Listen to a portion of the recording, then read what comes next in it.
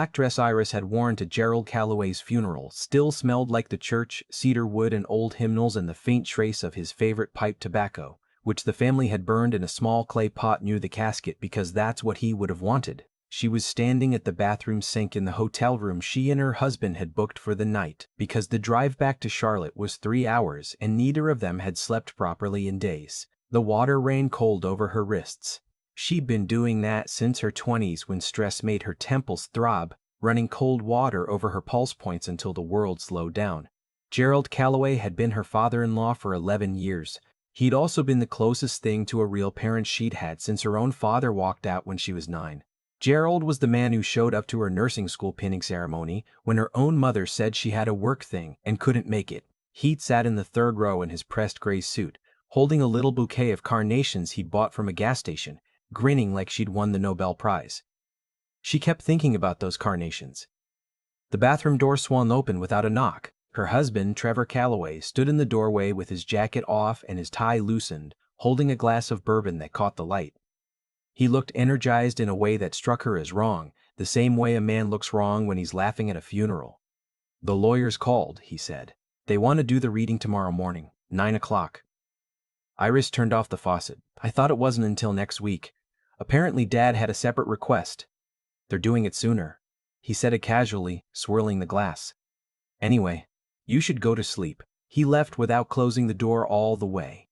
Iris stood there looking at her own reflection. 41 years old. Gray was coming in at her temples, which she'd stopped fighting 2 years ago.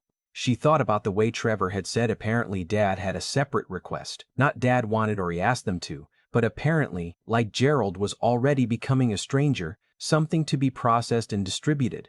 She went to bed but did not sleep. The law office of Harmon Graves was exactly the kind of place Gerald would have appreciated. Dark wood paneling, framed photos of trout streams, a secretary named Eunice who offered coffee without being asked. Iris sat in a leather chair that was a little too soft and watched Trevor arrange himself across the table like a man settling in for good news. The attorney, Harmon Graves himself, was compact and deliberate. He had the kind of stillness that comes from decades of delivering information that changes people's lives. He opened a folder, glanced at both of them over his reading glasses, and began. Gerald Calloway's estate, the house in Asheville, the rental property in Hendersonville, the investment accounts, the timber land his own father had left him. Significant, substantial. The kind of wealth that made Trevor sit forward in his chair. Total assessed value, Harmon said, is approximately $19 million. Trevor made a sound that wasn't quite a word. All assets, with the exception of one, are bequeathed to Trevor Allen Calloway.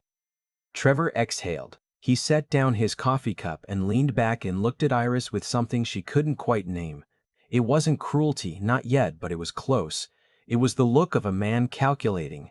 "And the exception?" Iris asked. Harmon reached into a second folder, thinner, sealed with a strip of tape that had Gerald's initials pressed into it in red wax. He slid it across the table. Gerald Calloway left specific instructions that this be delivered privately to Iris Calloway, separate from the estate reading, to be opened by her alone or in the presence of counsel. He paused. "The envelope was placed in my care 14 months ago. Trevor's expression changed. "What's in it?" "I don't know the contents. Those were the terms. She's my wife. She is, and this is her envelope." Harmon's voice didn't waver. "Mr. Calloway, would you like to wait in the lobby while your wife reviews the document?" What followed was a silence that lasted almost 10 seconds. Iris counted.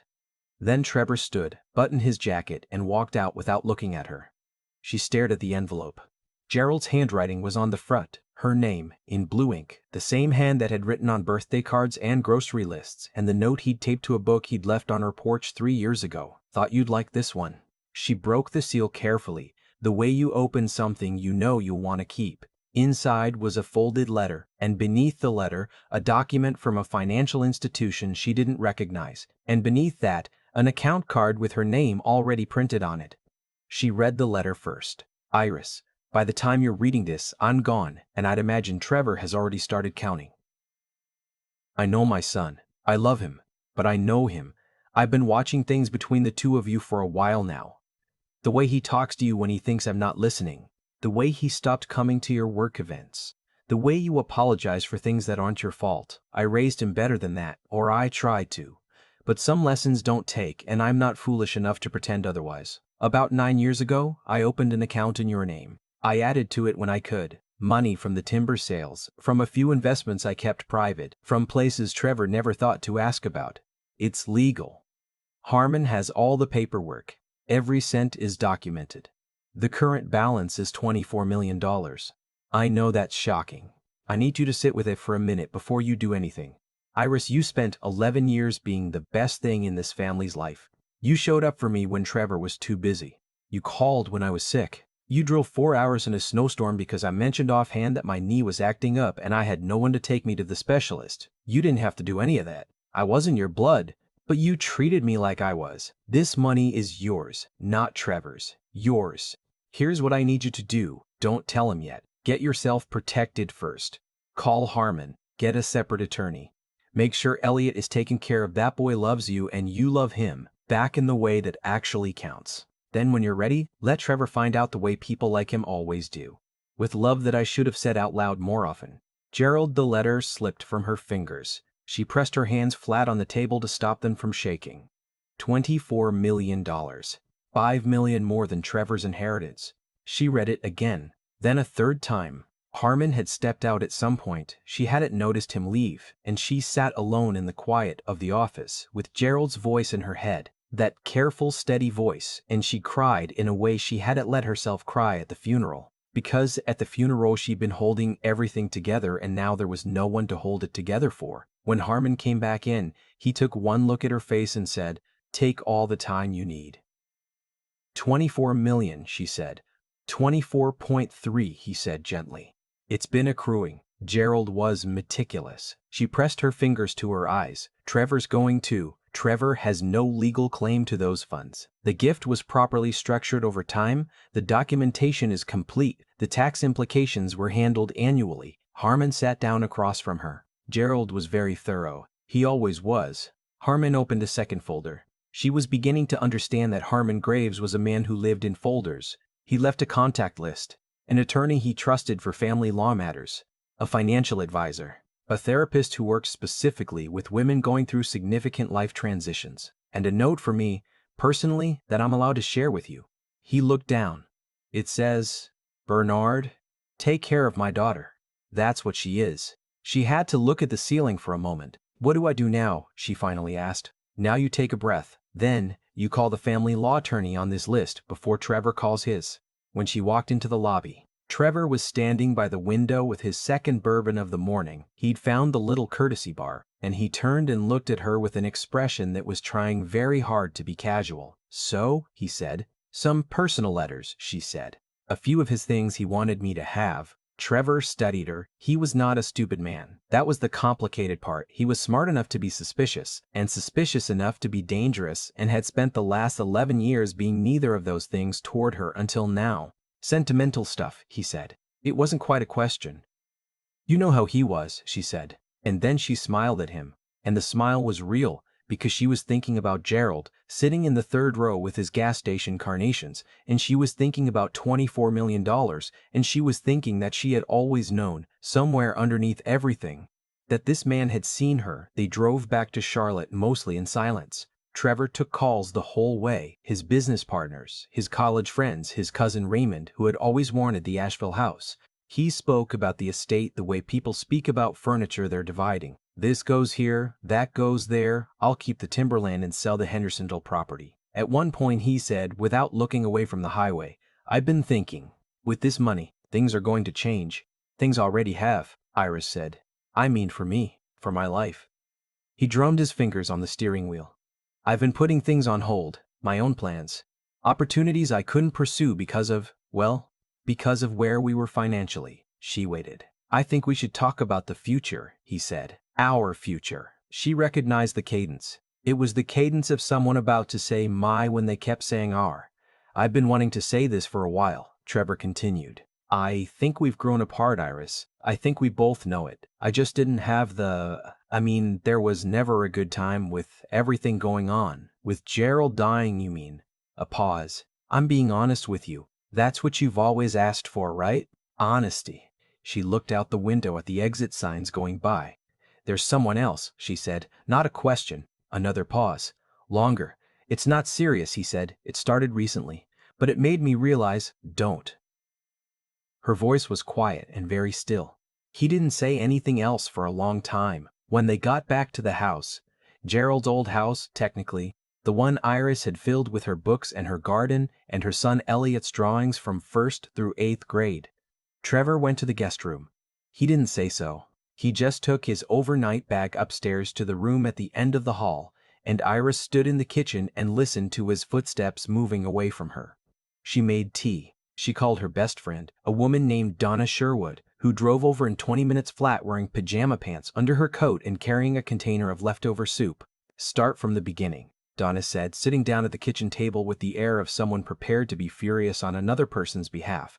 So Iris did. When she got to the 24 million, Donna set down her spoon. He did what? Gerald. 14 months ago, he set it up in my name. Donna stared at her. Then, and Trevor doesn't know. Trevor thinks I got some letters and maybe a piece of jewelry. Donna covered her mouth with her hand. Then she started laughing, the same laugh she'd had since high school, big and unself-conscious and completely genuine. Oh my God, Iris. I know. Gerald Calloway has been quietly playing chess this whole time. I know. Donna's laugh faded into something sharper. Okay, what are you going to do? Iris wrapped her hands around her mug. She thought about the family law attorney on Harmon's list, a woman named Claire Osei, whose firm was downtown. She thought about Elliot, who was 16 and at school right now, and had no idea his family was splintering. She thought about Trevor upstairs in the guest room, probably already on his phone. I'm going to do exactly what Gerald told me, she said. I'm going to be quiet, get everything in place, and then I'm going to be quiet, get everything in place, and then I'm going to let him find out. The next morning, she called Claire Osei. Claire had short natural hair and the kind of posture that said she had been the most competent person in every room she'd walked into for 20 years. She listened to everything without writing a single note, which somehow made Iris trust her more. First question, Claire said when Iris finished. Your son, Elliot, biological child of both parents? Trevor is his father, but Trevor has been increasingly absent.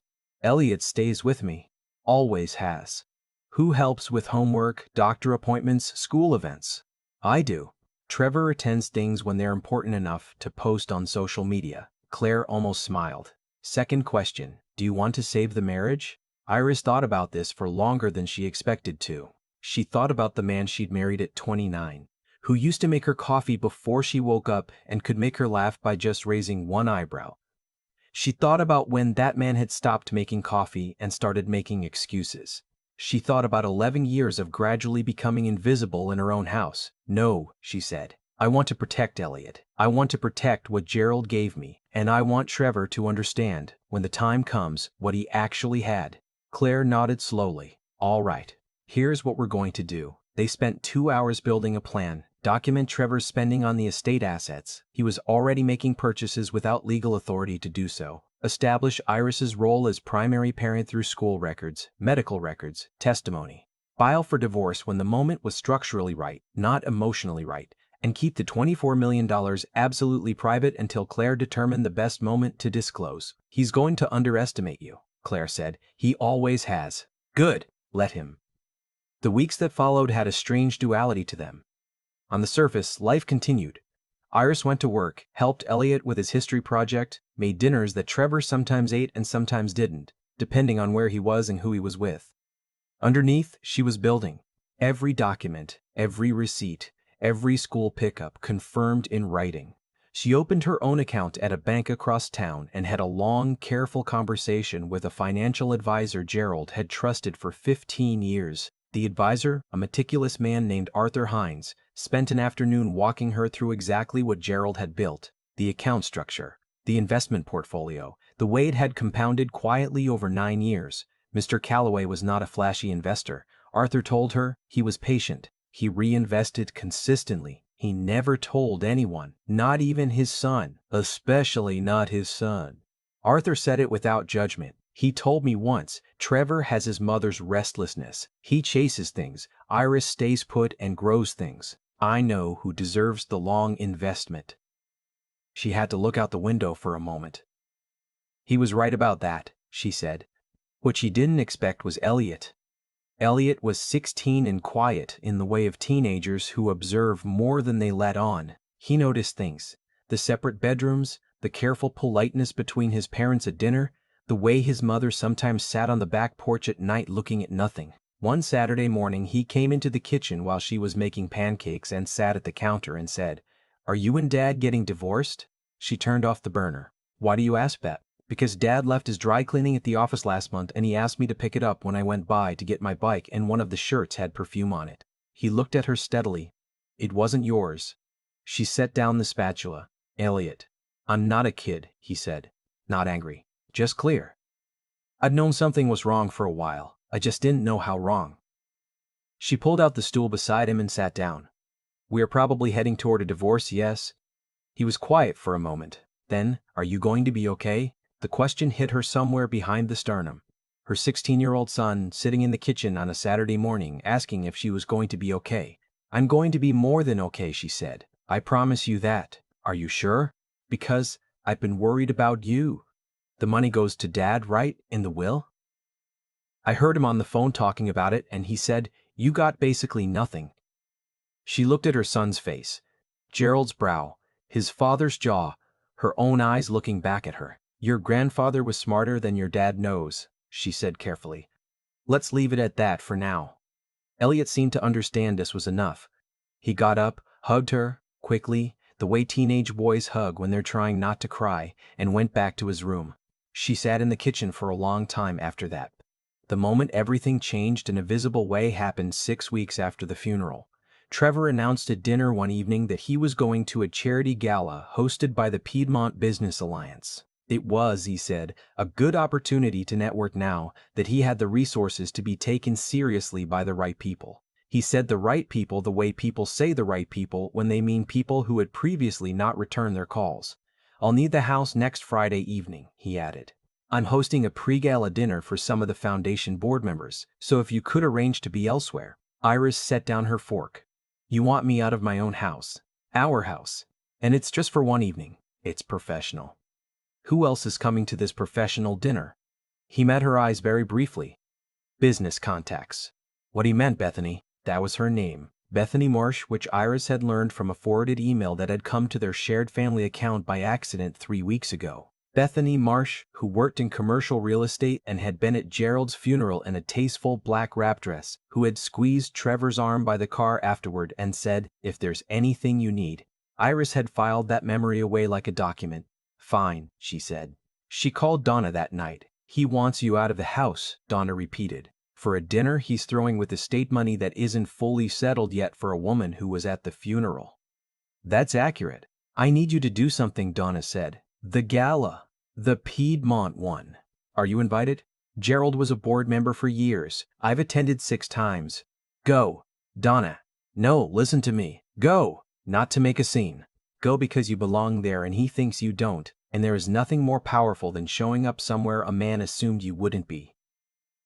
Iris thought about this for a long moment. "I'd need a dress," she said.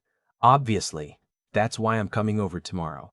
The gala was held at a restored mill building on the outskirts of the city, the kind of venue with exposed beams and candlelight, and the silent auction with items that started at $1,000. Iris arrived with Donna, who wore a sharp burgundy blazer and had the specific energy of a woman prepared to witness something satisfying, and gave her name at the door. The young man at the check-in table scrolled his list and lit up. "Mrs. Calloway, of course." Gerald Calloway was a founding sponsor of this gala. "You're on the permanent guest list. We're so sorry for your loss. He was a wonderful man." "He was," she said. "Thank you." They walked in. Across the room, Trevor stood with Bethany Marsh at his elbow. He was wearing a new suit. She could tell because it still had that particular crispness that suits lose after the first dry cleaning. He was laughing at something, broad and performative, the laugh of a man who had decided he was now the kind of man who laughed like that. He saw her.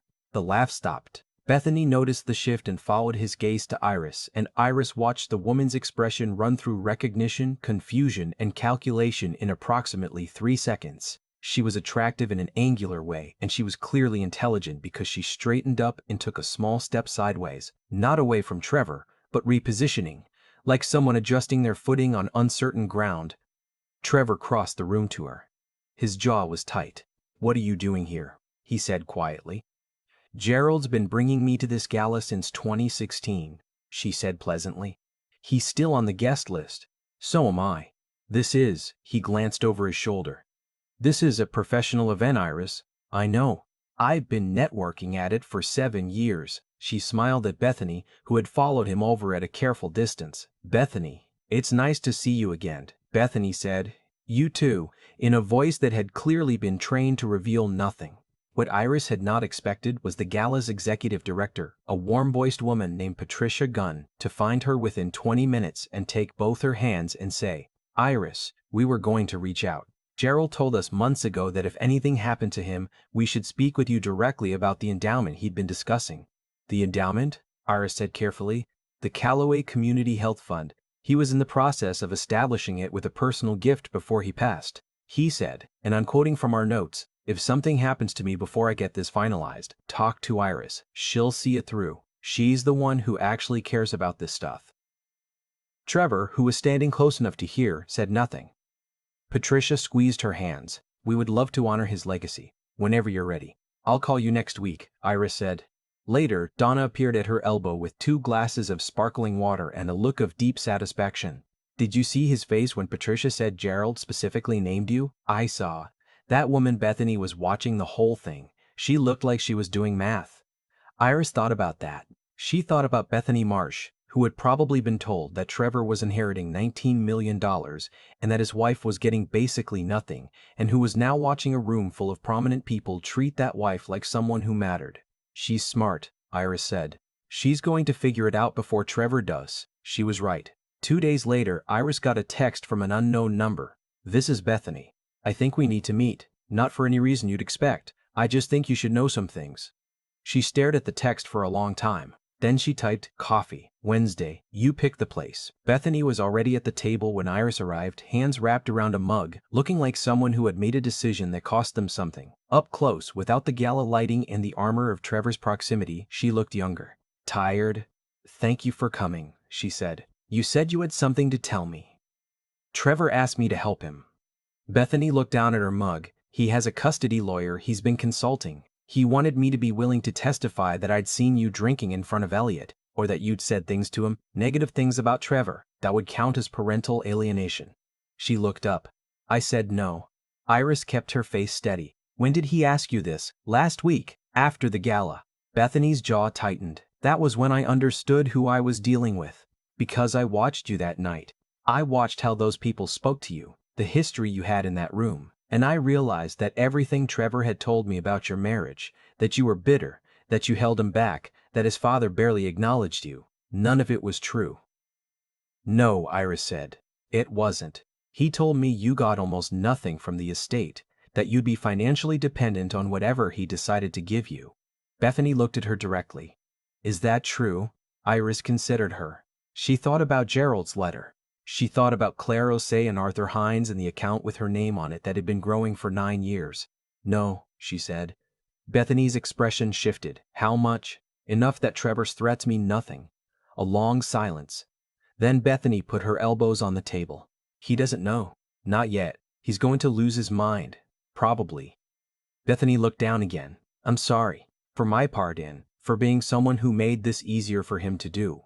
Iris looked at this woman who had come to her instead of staying quiet, who had said no when Trevor asked her to lie, and felt something complicated that wasn't quite forgiveness but was adjacent to it.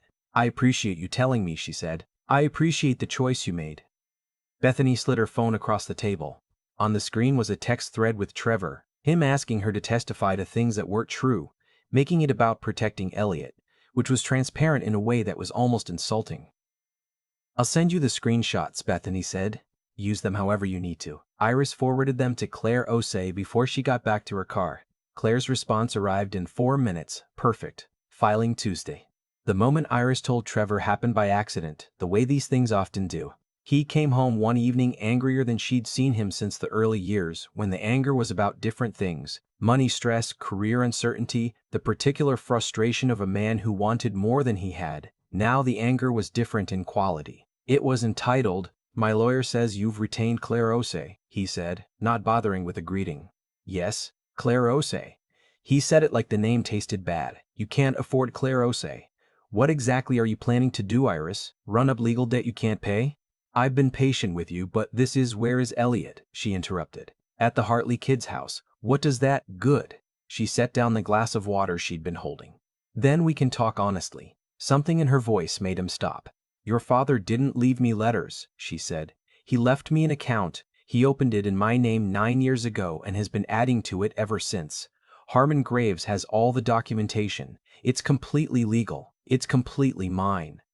Trevor stared at her. How much? He said. His voice was strange. More than you received. The color left his face. Then it came back. Wrong. He shook his head. That's not possible. Dad would have told me. Dad wouldn't have. Your father saw you clearly, she said quietly. He loved you. He was also not fooled by you. There's a difference, and he understood it. Trevor's hands were at his sides, opening and closing.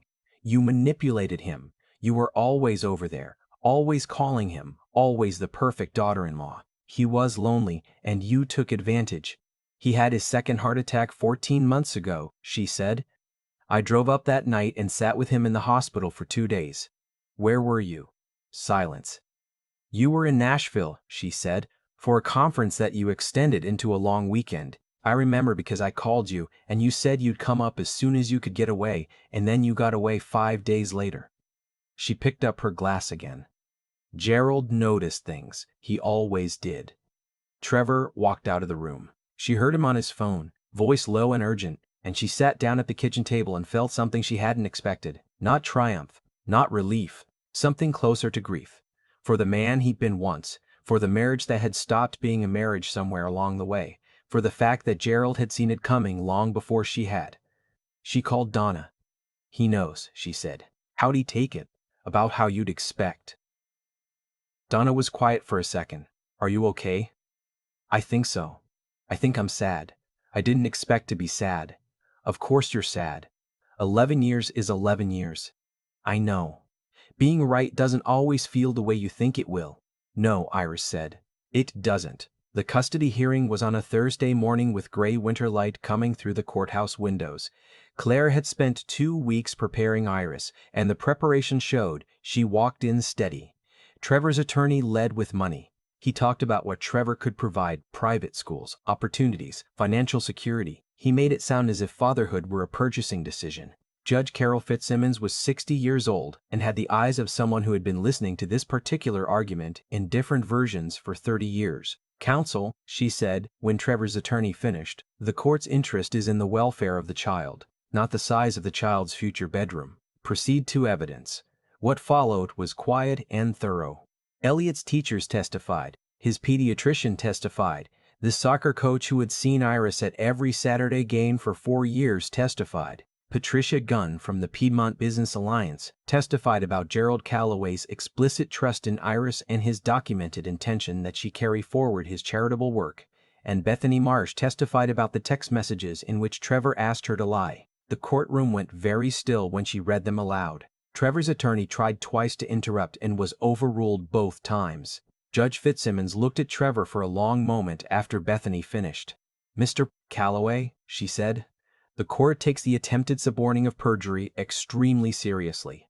I'll be making a note for the record. She looked at her documents. Mrs. Calloway, I'm granting you primary physical custody of Elliot Calloway.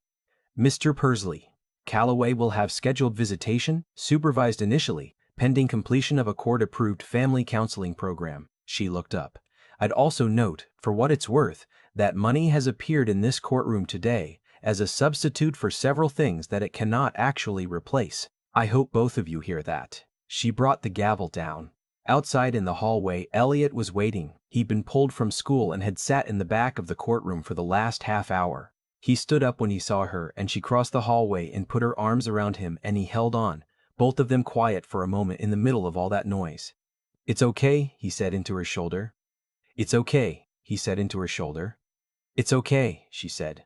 We're okay? We're better than okay. He pulled back and looked at her. His eyes were wet and he was pretending they weren't, which was so precisely his grandfather's way of handling emotion that her heart caught. Grandpa would have hated all of this, he said. He hated drama, she agreed. but he would have loved the ending. The Callaway Community Health Fund was established the following spring, with a founding gift from Iris Callaway's personal resources and a board of directors that included Patricia Gunn, Arthur Hines, and a retired physician named Dr. Hines. Marcus Webb, who had been Gerald's college roommate and cried when Iris called to tell him what Gerald had left and why. The fund's first grant went to a free health clinic in a part of Charlotte that had been without adequate care for 2 decades. The second went to a mobile unit that reached elderly patients in rural communities outside the city. Iris stood at the ribbon cutting with Elliot on one side and Donna on the other, and she thought about what Gerald had told her once, that wealth left sitting still was just a number, but wealth put into motion was a story. She was learning how to tell that story. Trevor had moved into a condo downtown. He and Elliot had their Saturdays, which were awkward at first and slowly, carefully became less so. Elliot was honest with her about it. Sometimes his dad was present, genuinely present, and sometimes he could see his dad trying, which was different but also something. She told Elliot that trying was a place you could start from. She meant it. The last conversation Iris had with Trevor that mattered was on a Sunday afternoon when he came to pick up Elliot for a weekend trip. She was on the porch. He stood at the bottom of the steps for a moment, and she waited. "Dad really left you more," he said. Not accusing, just finally saying it out loud. Yes, he must have thought. He stopped, tried again. He must have known I would. Yes. Trevor looked out at the yard. Gerald had planted 2 of the trees along the fence line. Both of them knew that. "I wasn't good to you," he said. Toward the end. "No," she said. "You weren't." "Was there a point where I could have?" "There were a lot of points," she said gently. "You would have had to, want to." He nodded once. Then he went inside to get Elliot. She sat on the porch a while longer in the afternoon, quiet, and she thought about an old man in a gray suit holding gas station carnations, sitting in the 3rd row, grinning like she'd done something worth witnessing. She thought about 9 years of quiet love being placed into an account with her name on it, growing in the dark, patient, waiting for the moment she would need it. Gerald had always said that the wisest investments were the ones nobody talks about. He'd been right about that too.